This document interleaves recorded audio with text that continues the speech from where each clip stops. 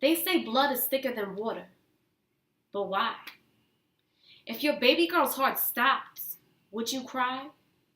How about if a Syrian baby is taking his last breaths in a land war-torn by political crime?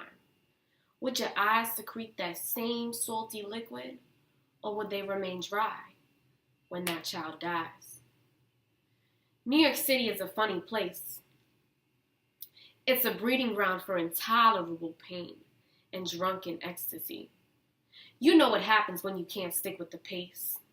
The number is 60,000 and growing. Has the trend always been to be displaced? When I clutch the cold metal in subway cars, I see their face.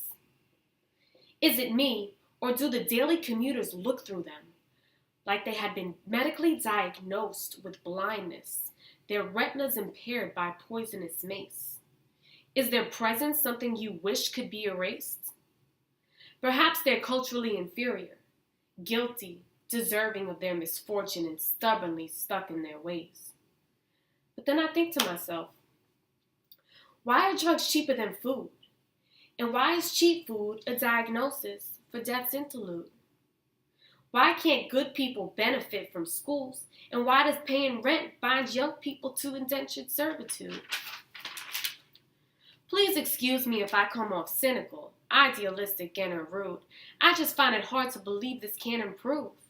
They say blood is thicker than water, but in all veins there's water. Can you not see the relationship to your son, his mother, their daughter? I see it, but sometimes I forget to feel it. Do you?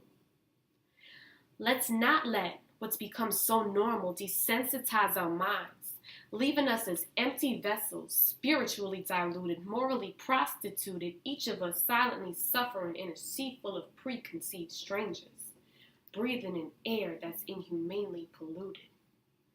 They say blood is thicker than water, but I'd argue they're two of the same, each dependent on each other to sustain life, keeping us active players in the game. So why do we put so much effort in distinguishing the two?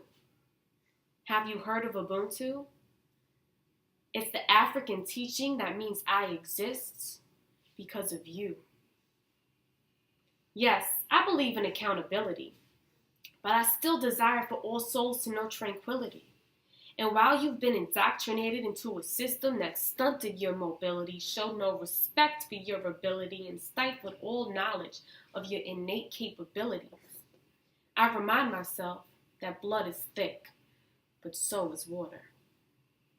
Rationalizing their difference through hierarchical distinction may just be our terminal diagnosis for universal extinction.